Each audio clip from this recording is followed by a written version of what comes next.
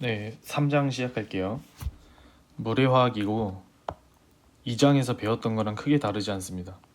그래서 극성 공유결합, 이제 극성 공유결합을 해가지고 물 같은 경우에는요. 그래서 수소결합이 발생한다. 이거 저번 시간에 다 얘기를 했고, 창발적 특성이라는 거를 조금 이따 뒤에서 바로 알려드릴 거고요. 이제 생체 내에서 산성이냐 염기성이냐에 따라 가지고 생명체에 영향을 준다. 이게 뭔 얘기냐면은 이제 저희가 이제 생체 내에서 산성 조건에서 작용하는 게 있을 거고 염기성 조건에서 작용하는 환경이 있을 거예요. 그래서 뭐 이제 그런 걸 다룬다. 근데 여기서 자세히 다루는 게 아니고요. 이런 거는 보통 생리학 쪽에서 자세히 다루겠죠. 이제 곧 알려드릴게요. 그래서 뭐 이거는 이 페이지에서는 그냥 뭐 물은 중요하다 이렇게 알려주고 있는 거고요. 네. 지구에 물이 많죠. 네, 그래서 넣어놓은 사진이고 극성 공유결합 때문에 수소결합이 생긴다. 이제 저희가 2장에서 어떻게 배웠었죠? 극성 공유결합은 결국에는 일렉트로닉 네거티비티 전기 음성도에 의해 가지고 전기 음성도가 센 쪽으로 이렇게 힘이 작용한다 그랬죠. 그래서 수소결합이라는 거는 수소하고 일렉트로닉 네거티비티 3대장 F, O, N 같은 애들이요. 얘네들은 직접 결합한 이결합이 아니라 이런 결합을 하고 있는 다른 친구 FON이랑 수소랑 붙어 있는데 얘는 델타 플러스일 거고 얘는 델타 마이너스일 거고 얘도 델타 마이너스일 거고 얘도 델타 플러스일 텐데 이 사이의 결합이요. 뭐 실제 붙는 건 아니지만 강한 인력이다. 이게 뭐라 그랬죠? 이게 수소 결합이라 했죠? 네.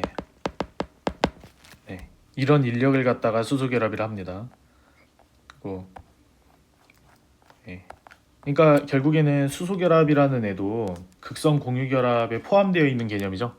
극성 공유 결합 중에서 꽤 큰 편에 속하는 그런 결합력을 수소 결합이라고 하는 거고 절대로 분자내 결합이랑 비교를 해서는 안 된다 그랬죠.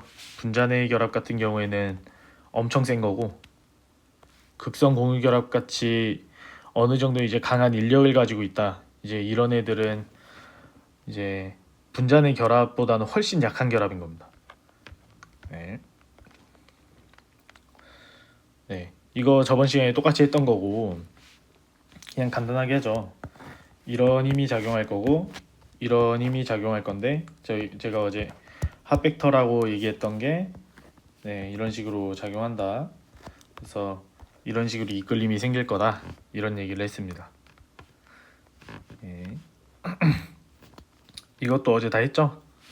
물 분자끼리 뭐 수소 결합한다. 방금 전에도 보여준 것이고 네. 절대로 분자 간 결합이죠. 이게 분자 간 결합이지 분자 내부 결합이 아니고 실제로 얘네가 붙어 있는 게 아니라 서로 이 정도로 가까이 있다. 이런 식으로요. 그러니까 이런 인력을 얘기하는 게 수소 결합이다. 그래서 분자 간 결합 중에서는 꽤나 큰 편에 속하는 그런 거고 창발적 특성이라고 나왔네요. 그러니까 물의 네 가지 창발적 특성이 왜 나타나냐라고 하면은 이거는 정답 수소 결합 때문에 수소 결합 때문에 그렇습니다라고 하면 끝이에요. 응집이 나타나는 이유 이게 뭐 뭉치는 거죠. 뭐 물 분자끼리 막 뭉쳐버린다. 이제 응집 이것도 수소 결합 때문입니다. 온도 조절능이 높다. 이것도 이제 온도 조절능이라는 게 뭐냐면은 예를 들어 뭐 상변화가 생기죠. 뭐 예를 들어서 액체 상태에서 가스로 변할 때 이때 그냥 이렇게 하죠. 뭐 이렇게 하지 말고 그냥 뭐 비열이 크다. 이게 뭐냐면은 물질 1g을 1도씨 높이는 데 필요한 열량이에요. 그래서 얘네는 수소 결합이 강하다 보니까 이 결합을 끊는 게 쉽지가 않아서 그래서 물질 이제 물 1g을 1도씨 높이는데 필요한 열량이 크다 이렇게 얘기를 하는 겁니다.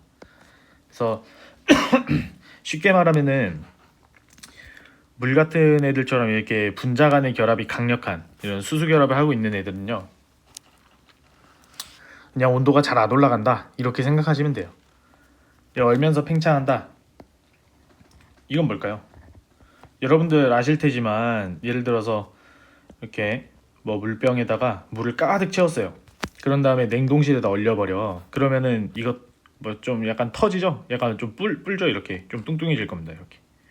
왜 그러냐면은 얘네가 이제 뭐 고체로 결정화가 될 때 얘들이 이제 공간적인 배열을 가지고 이렇게 어느 정도 이 물 분자 사이에 이런 공간들이 커지게 되는데, 뭐 이거는 물만 그래요. 거의 물만 그런 거고, 물은 이렇게 얼어버리면서 이렇게 공간이 생겨버립니다. 얼음이 됐을 때요. 보통 고체가 되면 부피가 줄어드는데 물 같은 경우에는 고체가 되면서 오히려 부피가 커지는 이런 현상이 발생하는데, 이게 다 수소 결합 때문이라는 거예요. 그래서 이따가 나오면 자세히 알려드리고, 용매로서의 다양성, 뭐 많은 걸 녹일 수 있다 그런 얘기를 하는 겁니다. 그러니까 창발적 특성은 뭐 이런 거다. 그래서 이제 자세히 나오는 거죠, 하나하나.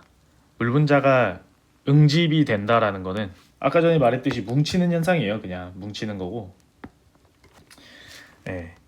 이게 뭐 예를 들어 모세관 현상 같은 거예요. 뭐 예를 들어서 이렇게 엄청 얇은 이런 빨대 같은 거를 물 안에다 이렇게 싹 꽂아주면은 얘네가 지알아서 이렇게 쫄래쫄래 올라와요. 이게 응집 현상입니다. 뭉치려고 하는 현상 때문에 이렇게 모세관 현상도 발생할 수 있는 거고, 그리고 특히 이런 식물 같은 경우에는 아래에서 이렇게 물을 받아가지고 위로 이렇게 쭉 올라가는 이런 것도 사실 모세관 현상이랑 비슷한 거죠. 그래서 이것도 결국에는 물의 응집 현상 때문에 가능한 일이다 이렇게 생각할 수 있죠. 흡착이란 것도 사실 저는 응집이랑 비슷하다고 생각을 하죠. 이거는 흡착도 결국에는 달라붙는, 이것도 결국에는 표면적을 줄이기 위한 작용, 그런 겁니다. 그래서 다 똑같은 얘기예요. 결국엔 응집 때문에 일어나는 현상 중에 하나죠. 막 소금쟁이 같은 애들, 막 그런 애들도 물 위에서 잘 붙어 있죠. 뭐 이런 것처럼요. 이것도 물 분자가 응집하기 때문이고, 이번에는 뭐 물의 온도 조절 능력에 대해서 이야기하는데, 뭐 이것도 뭐 비열이랑 비슷한, 뭐 비열 얘기를 하는 거예요. 정확히는 뭐 비열이 크다, 뭐 온도 변화가 크지 않다, 그렇게 얘기를 하는 거죠. 뭐 이거는 잘 읽어보세요. 뭐 더운 지방에 가서도 뭐 어느 정도 온도를 유지할 수 있는, 기온을 조절하는데 물이 필수적이다 그런 얘기를 하는 거예요. 사이시는 왜 나오는지 모르겠네요. 땀이 많이 나셨군요. 그래서 얼음 같은 경우에도 제가 아까 전에 얘기했지만 물 같은 경우에는 고체가 되면서 이런 식으로 빈 공간이 생긴다 그랬죠. 이렇게 빈 공간이 생겨가지고 부피가 커지는 효과를 나타냅니다.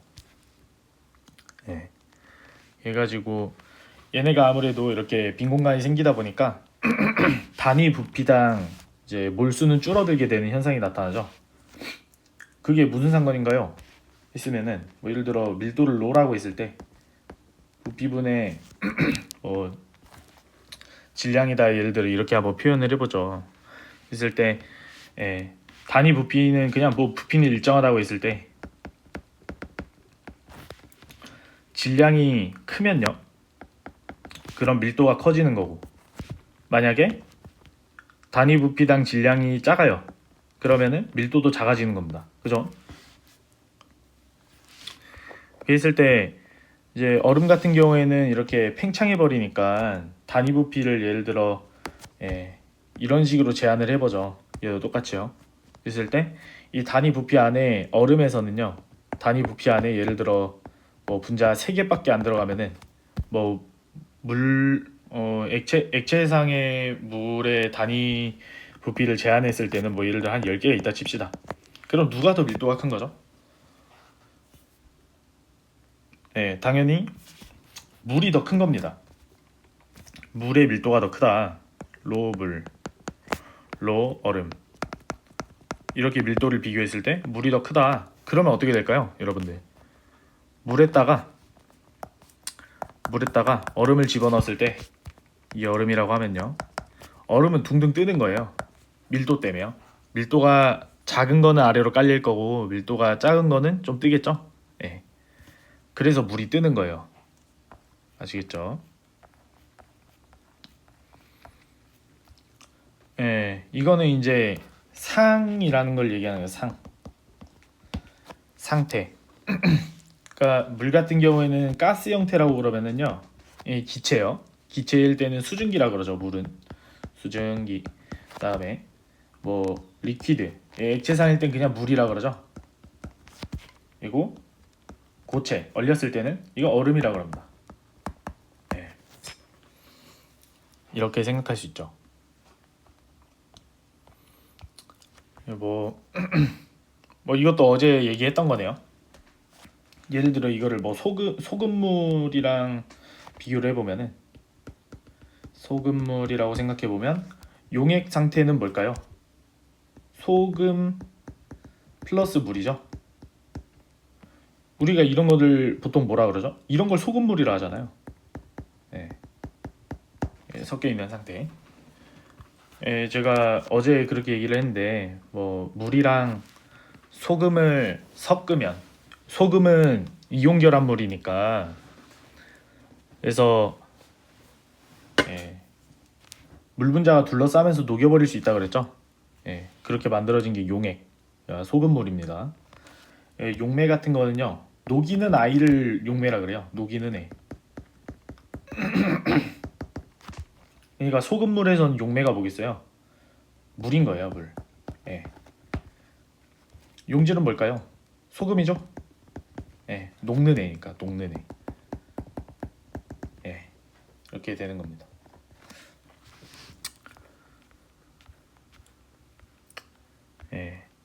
이것도 어제 다 이야기를 했네요. 결국에는 예를 들어 소금물로 어제 비유를 했는데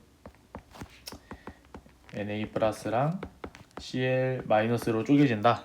그랬을 때 얘네는 전하를 가지니까 불안정해지는 거 아니에요? 원래 모든 반응은 이렇게 에너지가 낮아지는 방향으로 진행해야 된다며. 그렇게 해서 제가 알려드린 게 뭐였죠? 물 분자가 얘네들을 이렇게 둘러싸버리면서 전하를 상쇄시켜주면서 더 안정화시키는 거죠. 지금 그 얘기하는 거예요. 이런 식으로 물 분자가 이렇게 둘러싸버려서 안정화시킬 수 있어요. 그런 얘기하는 거예요. 이거는 뭐 이제 라이소자임, 그냥 리소자임이라고 해가지고 세균 죽이는 애인데 나중에 알려드릴 건데 얘는 이제 침에 있어요. 침에서 우리가 뭐 예를 들어 세균맨을 먹었다. 그럼 이제 펩티도글리칸 뭐 세균 세포벽을 이제 갖다 부셔버리는 이제 그런 친구예요. 아무튼 물에 넣었을 때 얘가 수화가 가능하다. 왜 그럴까요? 리소자임이라는 애가 뭐 어떤 뭐 델타 플러스든 마이너스든 띄나 보죠. 그렇게 생각하면 됩니다. 물 분자가 둘러쌌다는 거니까요. 그럼 얘를 뭐라 그러죠? 친수성. 친수성인가 보다. 이렇게 생각해 주시면 됩니다.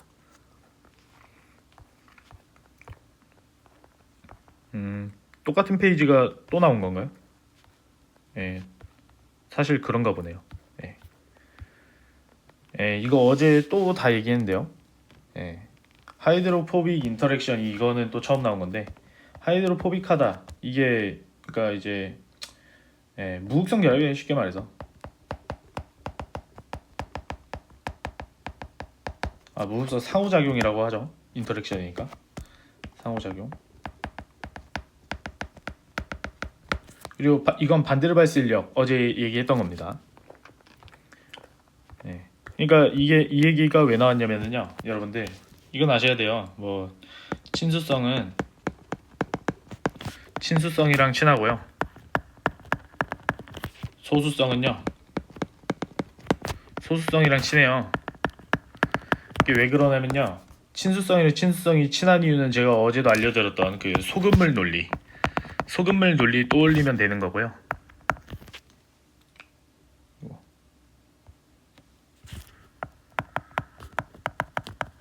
예. 그리고 소수성이랑 소수성은 이게 무극성 상호작용 때문입니다.